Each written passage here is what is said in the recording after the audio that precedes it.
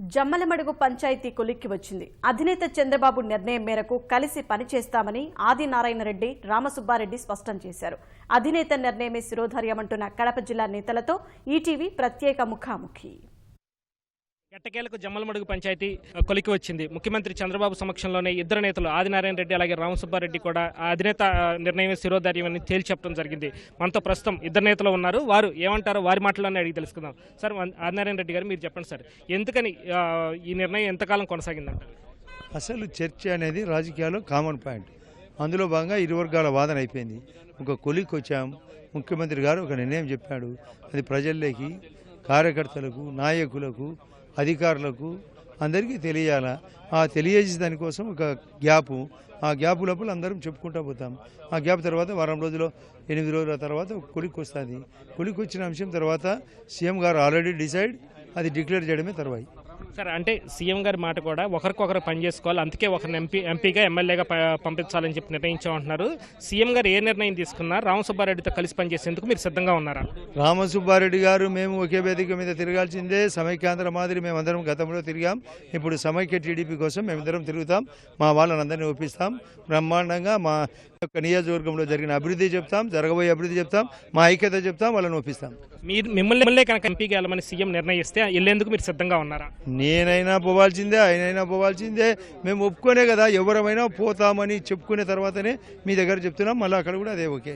Sir, ఇప్పుడు అంటాం మాత్రం నేనైనా పోవాల్సిందే, ఆయనైనా పోవాల్సిందే అంటున్నారు. మీరు వైసీపీ నుంచి టీడీపీలోకి వచ్చినప్పుడు మాత్రమే ఒక ఒప్పందం, ఏదైతే మీరు ఇన్ఛార్జిగా కొనసాగుతారో ఆయనకి ఎమ్మెల్సీ ఇస్తామన్న ఒప్పందం పార్టీలో అంతర్గతంగా జరిగింది. ఆ తర్వాత నేను ఎక్కడైనా పోటీ చేసి గెలవగలనన్న ఒక సవాల్ విసిరినందువల్ల ఈ తలనొప్పి వచ్చిందనే భావన కూడా వ్యక్తమవుతుంది. దీనికి మీరేమంటారు?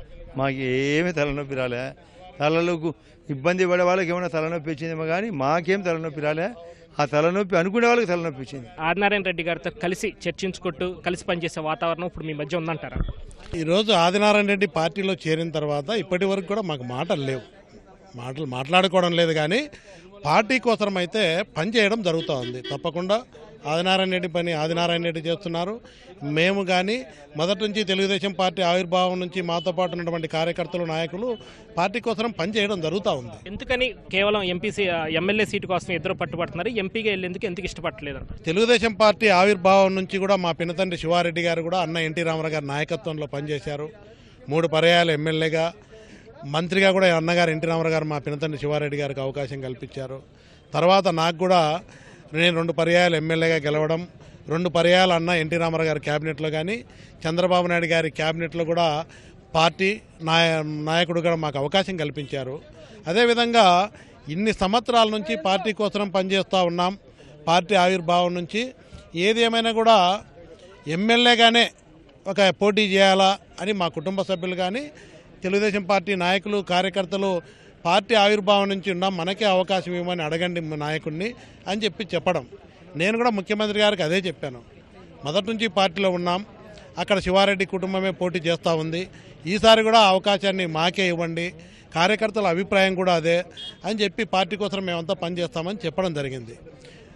పలు దఫాలుగా చర్చలు చేసిన తర్వాత ముఖ్యమంత్రి గారు ఏదైనా ఒక నిర్ణయం నేను తీసుకుంటాను, మీరు ఇరువురు కోరుతా ఉన్నారు కాబట్టి నేను తీసుకున్న నిర్ణయానికి కట్టుబడి మీరు పనిచేయాలని చెప్పి ముఖ్యమంత్రి గారు చెప్పడం, దానికి అంగీకరించి మేము కూడా ఈరోజు తెలుగుదేశం పార్టీ నాయకులు, కార్యకర్తలు ఒక సమావేశాన్ని ఏర్పాటు చేసి మాకు సంబంధించి మొదటి నుంచి పార్టీలో ఉన్నటువంటి వాళ్ళకు ఒక మీటింగ్ ఏర్పాటు చేసి ముఖ్యమంత్రి గారి నిర్ణయాన్ని తెలియజేసి వాళ్ళని కూడా వాళ్ళ అభిప్రాయాలు వాళ్ళని ఒప్పించి ముఖ్యమంత్రి గారి నిర్ణయం ప్రకారం నడుచుకుంటామని చెప్పడం జరిగింది.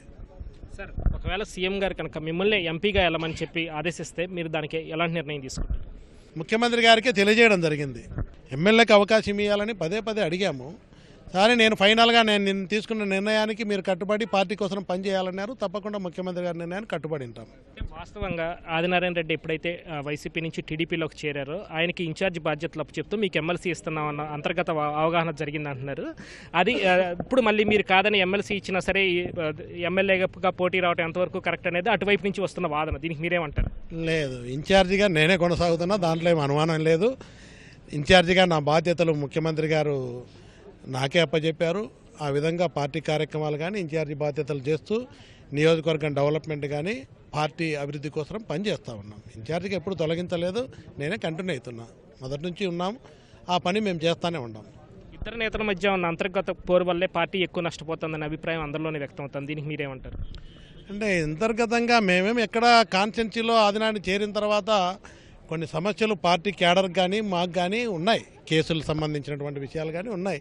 అయినా కూడా పార్టీ కోసం కొన్ని చిన్న చిన్నవి వచ్చినా అధిష్టానం దృష్టికి తీసుకొచ్చి అవి పరిష్కారం చేసుకొని ఏదన్నా ఉంటే దాన్ని పరిష్కారం చేసే విధంగా ఆలోచన చేసి ఎవరి పని వాళ్ళు చేస్తూ ఉన్నాం. ఇప్పుడు సీఎం గారి ఆలోచన కూడా ఒకరిని ఎంపీగా ఒకరిని ఎమ్మెల్యేగా పంపిస్తే ఒకరి కోసం ఒకరు పనిచేస్తారనే అభిప్రాయం వ్యక్తమవుతుంది. ఆ వాతావరణం ఇప్పుడు మీ ఇద్దరిలో ఉందంటారా? ఎవరు పని చేసినా ఒకరి కోసం నా కోసమైనా ఆయన కోసం నేదానికంటే పార్టీ కోసం పనిచేస్తాం. పార్టీకి ఎమ్మెల్యే ఎంపీ 2 ఇచ్చినప్పుడు 2 గెలిచేదానికి తప్పకుండా పని చేయాలా, మా బాధ్యత అది. ఇది ఎమ్మెల్సీ రామసుబ్బారెడ్డి స్పందన. అలాగే జిల్లా పార్టీ అధ్యక్షులు శ్రీనివాసరెడ్డి మనతో ఉన్నారు. ఇప్పుడు ఆయన పరిస్థితి ఏంటనేది ఇప్పుడు జిల్లా నేతల్లో ఒక క్వశ్చన్ మార్క్ అనేది నెలకొంది. దీనిపై ఆయన మాటల్లోనే ఆయన ఏమంటారో అడిగి తెలుసుకుందాం. సార్ చెప్పండి సార్, గతంలో మీరు కడప ఎంపీగా పోటీ చేశారు, ఓడిపోవడం జరిగింది. ఇప్పుడు ఎంపీగా ఇంకొకరిని పంపిద్దాం అనుకుంటున్నారు. జిల్లా పార్టీ అధ్యక్షులు గారు మీరు ఉన్నారు. ఆ నిర్ణయాన్ని స్వాగతిస్తూనే సమన్వయం చేయాల్సిన బాధ్యత కూడా మీ పట్ల ఉంది. మరి పార్టీ అధిష్టానం మీకు ఏమని హామీ ఇచ్చింది? ఒక విషయం అండి, రాజకీయాల్లో అప్పుడప్పుడు కూడా కొన్ని ప్రత్యేక పరిస్థితులు వస్తూ ఉంటాయి.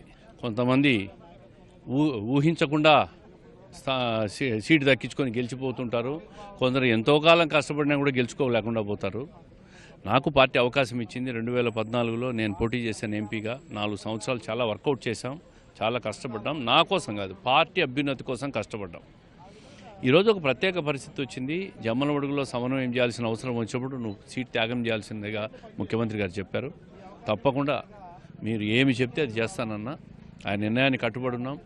నేను నిలవడము, నేను గెలవడం కాదు, నాకు పార్టీ గెలవడం ముఖ్యం. జిల్లా పార్టీ అధ్యక్షునిగా పార్టీ గెలవడం చాలా ముఖ్యం. కాబట్టి మెజార్టీ స్థానాలు గెలిచినప్పుడు నేను గెలిచినట్టే లెక్క. నాకు న్యాయం చేస్తారు ముఖ్యమంత్రి గారు భవిష్యత్తులో, అటువంటి అనుమానం ఏం లేదు. వాళ్ళను సర్దుబాటు చేయాల్సిన పరిస్థితి వచ్చినప్పుడు ఎవరో ఒకరు త్యాగం చేయాలా. ఆ ప్లేస్లో నేను త్యాగం చేయాల్సి వచ్చింది. దాంట్లో తప్పేం లేదు. నన్ను అకామిడేషన్ అనేది తప్పకుండా ముఖ్యమంత్రి గారు చూసుకుంటారు. నాకు ఆ నమ్మకం ఉంది. నేను ఇప్పుడు పార్టీ గెలుపు కోసం కష్టపడతాను, ఖచ్చితంగా గెలిపించుకుంటాం. గత 2 రోజులుగా ఈ రాజంపేట కానీ జమ్మలమడుగు వ్యవహారాలు కానీ చూస్తే ఒక కొలిక్కి వచ్చినట్టు అనిపిస్తుంది. ఇక జిల్లాలో మిగిలిన నియోజకవర్గాల పరిస్థితి ఏంటి? రాయచోటి కానీ లేకపోతే ఇతర నియోజకవర్గాల్లో కూడా ఈ తరహా జమ్మలమడుగు వివాదమే నెలకొంటుంది. దీని పరిస్థితి ఏంటి? ఇప్పుడు ఈరోజు జమ్మలమడుగుతో పాటు రాయచోటి నియోజకవర్గం, కోడూరు, రాజంపేట నియోజకవర్గాల మీద కూడా డీటెయిల్ చర్చ జరిగింది. దాదాపుగా ఆ 4 స్థానాలు కూడా కొలిక్కి వచ్చాయి. కడప నియోజకవర్గం, పులివెందల మీద ఒక క్లారిటీ ఇచ్చారు గతంలోనే ముఖ్యమంత్రి గారు. మిగతా 8లో ఈరోజు 4 చర్చ జరిగినాయి. 4 మీద ఆయన ఒక క్లారిటీతో ఉన్నారు. రాజంపేట కానీ, రాయచోటి కానీ, కోడూరు కానీ. జమ్మలమడుగు మీద కూడా వాళ్ళిద్దరూ ఒకటే మాట మీద చెప్పేశారు. అవన్నీ నేను కూడా జిల్లా పార్టీ అధ్యక్షునిగా ఒక్కొక్క సీట్ను తొందరగా నేను క్లియర్ చేసుకునే పనిలో ఉన్నా. ఎందుకంటే నేను క్లియర్ చేసుకుంటే 10 మంది అభ్యర్థులను ప్రకటించేస్తే మేము జిల్లాలో పోయి ఇంకా పోరాటం మొదలు పెట్టుకుంటాం. కాబట్టి మ్యాక్సిమం ఒక వారం లోపల అసెంబ్లీ సమావేశాల తర్వాత అధికార ప్రకటన ఇస్తారని అనుకుంటున్నాను నేను. ఇది కడప జిల్లా రాజకీయాలకు సంబంధించి జిల్లా నేతల స్పందన. కెమెరా పర్సన్ ఏ నాగరాజుతో VSN Krishna, ETV news, Amaravati.